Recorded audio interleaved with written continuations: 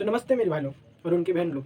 आज हम कुछ सीरियस टॉपिक के ऊपर में बात करेंगे। आपको एक कहानी सुनाता हूँ। इससे पहले आप सबको इस कहानी से, इस टॉपिक के रिलेटेड कुछ ना कुछ ज़रूर, इस टॉपिक से कुछ ना कुछ रिलेट ज़रूर हो जाएगा।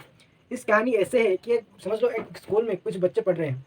उन दोस्तों के अंदर एक अच्छा बंदा जो टीम का मतलब क्लास का मॉनिटर होता है कुछ ही समय के लिए, और अपने आप को उस मॉनिटर पद से निकालना नहीं चाहता। वो क्या करेगा, एक बार सोच के बोले तो वो करेगा ऐसा कि अपने अच्छे अच्छे दोस्त को, जितने अच्छे अच्छे दोस्त जो पैसे वाले होंगे या अच्छा पढ़ाई कर रहे होंगे, उनको वो पकड़ेगा, उससे अच्छी दोस्ती बनाएगा। और हर वक्त जब इलेक्शन होगा, कि जब कैंडिडेट चुना जा रहा होगा, तब उस समय वो क्या करेगा कि उसी दोस्तों की मदद से वो अपने आप को फिर से वही मॉनिटर बना रहा होगा। और वो ऐसे करेगा कि उसके विरुद्ध में अगर कोई स्ट्रॉन्ग होगा कि उसके विरुद्ध में खड़ा हो सके, उसको हर वक्त कोशिश करेगा कि उसके दोस्तों के जरिए और अपने ताकत के ज़रूरत के हिसाब से उसे दबाने को, क्योंकि उसे पता है अगर वो ऊपर उठ गया तो अपना तो मॉनिटरशिप जाएगा।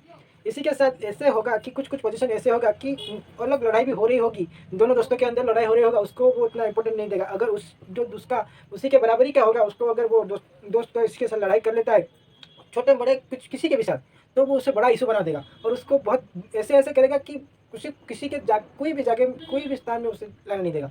ऐसे ही हो रहा है अभी। जैसे हमें जियो पॉलिटिक्स के अंदर ठीक वैसे ही होता है। नेचुरल डे में जैसे भी काम होता है, वैसे ही जियो पॉलिटिक्स में होता है। आप सबको तो पता ही होगा इस समय जो हमारे G20 समिट चला है हमारे देश में। आप सबको क्या अभी भी कोई पता है कि कोई जापान अपने देश में नहीं आ रहा है, विदेश मंत्री अपने देश के नहीं भेज रहा है हमारे देश में? आपको ये समझ के कुछ अटपटा नहीं लग रहा? हो सकता है कि आप सब लोग को पता ना हो या आप लोग को जानने ही ना हो। ये G20 समिट हमारे देश के लिए एक बहुत बड़ी चीज़ है। G20 समिट के दौरान हमें बहुत कुछ फायदा मिलेगा और बहुत कुछ अभी हमें झेलना पड़ेगा। अभी जो पॉलिटिकल सिचुएशन ऐसी है कि हमारे जिस नाव पे हम खड़े हैं, ना इस पर जा सकते हैं ना उस पर। इसके अंदर ये USA जो समझ लो वो कहानी का वो मेन कैरेक्टर, वो मतलब मॉनिटर, ये अभी वो बन चुका है।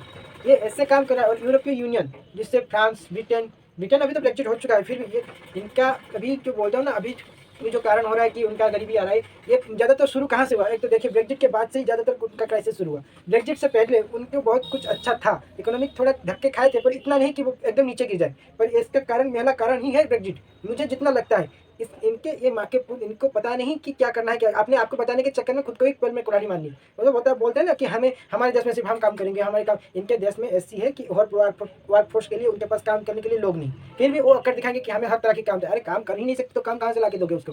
मतलब देखो उनके देश में ऐसा बन गया है कि उनके अभी सप्लाई चेन में उनकी गड़बड़ी हो चुकी है, उनके खाने के लाले पड़े हुए हैं, फिर भी नहीं अकड़ दिखाएंगे ऐसे। मतलब देखो इनके जो अभी जो हुआ था ना बीबीसी का कांड, बीबीसी का कांड देखो। ये बीबीसी एक ऐसे एक चैनल है जो मतलब कम्युनिटी वो जो थे ना, वो जो शासन करके गए हैं, उनका दिल से वो नहीं गए। अभी तक वो चाहते हैं कि किसी ना किसी से कैसे भी करके हम वैसे ही हमारे प्रभाव बनाते रहे। याद रखो वो लोग बहुत चालाक है। एक जो हिंडनबर्ग कहानी हुआ था ना, हिंडनबर्ग, ये उसी का की एक एग्जाम्पल है। अगर इन्फ्लुएंस रहेगा तो उनका बहुत कुछ हो सकता है। अगर हम उन्हें मानते नहीं, समझ लो हम उन्हें नहीं मानते, तो ऐसा होता है कि हम उनके, तो कोई उसके ऊपर भरोसा ही नहीं करता। वो दिखाना चाहते हैं कि उनका इन्फ्लुएंस कितना है, वो अगर कुछ भी कहते हैं तो लोग कितना भरोसा करते हैं। ये उनका मेन पर्पज है। और बीबीसी का काम ही यही है कि हमारे ऊपर ज़्यादा से ज़्यादा सब पावर उनके वहीं से आता है। बीबीसी को फंड करने का कारण ही यही है। बीबीसी को पूरा वर्ल्ड मीडिया चलाता है। हमारा तो नेशनल है, हम तो उसको वर्ल्ड मीडिया में तो नहीं करते। क्यों नहीं करते? कि हम ऐसे नहीं करना चाहते, वैसी बात नहीं है। हमारे कुछ वैसे प्रोपेगेंडा फैलाने की कोई अच्छा नहीं है। नहीं तो देखो वो कॉलोनियल पावर है, वो चाहते हैं कि उनका सोच अभी तक चलता रहे, पर वो नहीं चाहते कि उनका सोच निकले यहाँ से। इसीलिए वो कैसे भी करके वो उनका बीबीसी को यहाँ से निकालना नहीं चाहते। चाइना बंद कर चुका है, चाइना का एक तो कम्युनिस्ट पावर है, उसे बंद चुका है। उससे रसिया और एक ग्रेट पावर, उसने बंद कर चुका है। अगर इंडिया बंद कर देगा तो उनका मतलब इन्फ्लुएंस बहुत हद तक कम हो जाएगा, और ऐसे करते करते डोमिनो इफेक्ट हो जाएगा। उनको डर है यहीं पे, नहीं तो और कुछ डर नहीं। और ये जो यूएसए है ना, जैसे यूक्रेन, एक बात बोलो, जितने सारे संगठन है, यूएन है, मॉनिटरी फंड है, जितने सारे संगठन है, वो जो ब्लैक लिस्ट व्हाइट लिस्ट वो तो बनाते हैं ना, वो शिप में बैठ के लोग, वो लोग, ये सब मतलब ऐसे ऐसे मतलब यूएसए की मतलब दिमाग ऐसे ही काम करता है। उसे पता है वो ईरान को क्यों नहीं न्यूक्लियर बम लाने दे रहा है। एक बात सोच के देखो, ईरान में क्या उससे खतरा है? उसके पास सिर्फ तेल है, वही वो चाहता था। यूएसए बहुत मतलब ये, उसको कभी मत भरोसा करना, वो कभी भी अपना बाजी पलट सकता है। बहुत बहुत देशों को उसने बर्बाद कर दिया सिर्फ अपनी तेल की भूख के कारण। इसको आसानी से भरोसा करना आसानी बात नहीं है। यूएसए हर वक्त चाहता है कि वो मैन पावर बन के रहना चाहता है, और उसके लिए वो बहुत कुछ कर सकता है, बहुत बहुत युद्ध भी कर सकता है, कुछ भी करने के लिए, अपने इकोनॉमिक पावर बनाने के लिए। सबको फंड करता है इकोनॉमी को बचाने के लिए वो कुछ भी करेगा। और इकोनॉमी से उसका फंड चलता है सुरक्षा का, और उस सुरक्षा आपको पता है उसका मिलिट्री पावर कितना बड़ा है। वो अपने रिसर्च पे इतना खर्चा करता है, क्यों खर्चा करता है आप सबको पता है। अगर सोवियत रूसिया से, आपको पता भी नहीं होगा शायद, सोवियत रूसिया जब टूटा था, जब रसिया टूट गया, उसके जो मिकोई मिकोई है ना, मिकोई, उस मिकोई कॉर्पोरेशन, उसको जो पेटेंट उन्होंने बना लिया था, उस समय यूएस ट्राई कर रहा था एक ही जगह से कैसे उड़े प्लेन, उसको मिकोई ने पैसे पहले बना लिया था। उनके पास फंड की कमी हो गई उसके समय, इसीलिए वो इकोनॉमी के जरिए ही उनके पास पैसा था, इसलिए पैसे फेंक के उसके पेटेंट उसको ले लिए, नहीं तो वो सातों जन्म तक वो F-35 नहीं बना पाते। ऐसे है कि मिखोई ने सबसे पहले वो टेक्नोलॉजी डेवलप कर लिया था, नहीं तो हर वक्त आपको सोच के रहना चाहिए। अभी हमें न्यूट्रल बहुत मुश्किल में हो रहा है, न्यूट्रल रहना बहुत मुश्किल है। ये G20 समिट जो आ नहीं रही ना, ये सारे संगठन, जो जितने भी संगठन है, उसको सिर्फ और सिर्फ अपनी वास्तव मतलब के लिए यूज़ कर रहा है। और ये कैसे हो सकता है, एक वो जो मैं बोल रहा था फर्स्ट कहानी के जरिए कि वो मॉनिटर अपने दोस्तों को लेकर काम कर रहा है, वही मॉनिटर के दोस्त वही यूरोपियन यूनियन है। अब अगर देखो तो हमारे देश जितने भी संगठन है, वहाँ पे सिर्फ यूरोपियन यूनियन के ज़्यादा देश क्यों है, हमारे एशियन देश क्यों नहीं है, तो उसको एशियन देश भी छोड़ दो, अफ्रीका के देश क्यों नहीं है मुझे बताओ। वो जो अफ्रीका के देश है, उसमें उनके बाद उनके सिर्फ एक ही कमजोरी है कि वो इकोनॉमिकल सुपर पावर्स नहीं है, नहीं तो वो बहुत कुछ बन सकते थे। सबसे पहले आज के समय में इकोनॉमी है, हमें अपना इकोनॉमी बनाना है। इसीलिए सर वक्त मैं बोल रहा हूँ, जो चाइना के साथ, जापान के साथ, कोरिया के साथ हमें ट्रेड डेफिसिट होता है, उसको कमाई, उसको अगर नहीं कमाया जाता तो बहुत कुछ मुश्किल में आ सकते हैं। और ये यूएसए माँ के सपूत, मतलब मैंने बहुत बहुत बोला हूँ कि ये जो किसी भी हद तक जा सकते हैं, इसको ऊपर भरोसा नहीं करना। ये अभी तो बोल रहे थे, मतलब बीबीसी का एक बात देखो, ये हमारे क्या करना चाहते हैं यहाँ पे आके, अपना नैरेटिव पहले भी बना चुके हैं। इंदिरा गांधी के समय, इंदिरा गांधी ने बना के दिखाया कि आप वर्ल्ड को नहीं रोल नहीं करते, हम जो चाहेंगे हमारे देश के हिसाब से करेंगे। कुछ हद तक गलत हो सकता है, मैं उसको बुरा नहीं बोलूँगा, पर ये हो सकता है, इसको सीरियसली लो। ये है ना, किसी भी बाहर देश की चीज़ को आसानी से भरोसा मत करो, किसी भी नैरेटिव को। ये और एक देखो, जब रसिया को भारत ने विरोध नहीं किया, उसी के वक्त ही वो क्यों वो निकला डॉक्यूमेंट्री, बोलिए पहले क्यों नहीं निकला। बहुत साल पहले तो जो वो कांड हो चुका है, गुजरात में दंगा बहुत दिन पहले से हो चुका, उसके ऊपर 2 डेकेड तक उसके ऊपर हमारे उपराष्ट्रपति ने जैसे बोला, दो डेकेड से पहले उसके ऊपर कहानी बन चुकी, उसके ऊपर रिसर्च हो चुकी है। उसके बाद हमारे सुप्रीम कोर्ट ने उसके ऊपर वर्डिक्ट सुना दिया है, फिर भी उनको क्या जरूरत पड़ गई। और quarters, it was thoroughly investigated at all levels.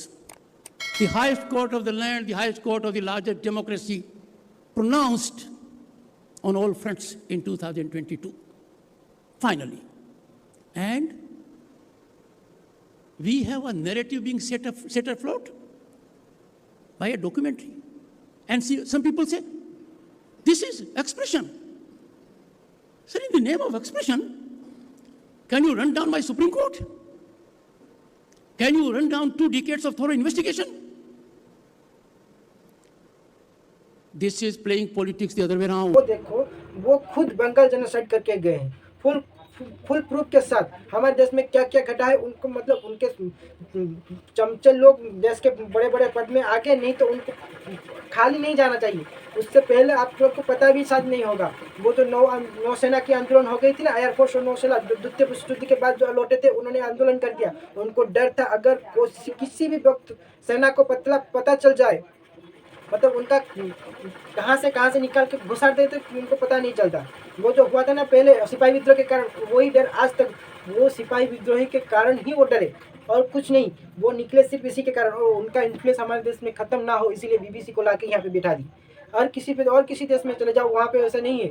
और कुछ सेंट्रल पावर की सरकारी न्यूज़ एजेंसी वहाँ पे इतने से अलाउड नहीं है, फिर हमारे देश में है, क्योंकि हमारे यहाँ पे स्पीच स्वतंत्रता पावर है, जिसके कारण मैं आज आपको बोल सकता हूँ। इसी के कारण बहुत कुछ हो रहा है, उसका गलत फायदा वो लोग उठा रहे हैं। वैसे किसी के ऊपर भी भरोसा मत करो, ये कुछ भी कर सकते हैं अपने फ़ायदे के लिए। और ये यूएसए की तरह नहीं बनना, अपने मतलब ही नहीं बनना। हमें ऐसे सुपर पावर बनना है जो देश के ऊपर और सारे विश्व के ऊपर काम करने के काम करें।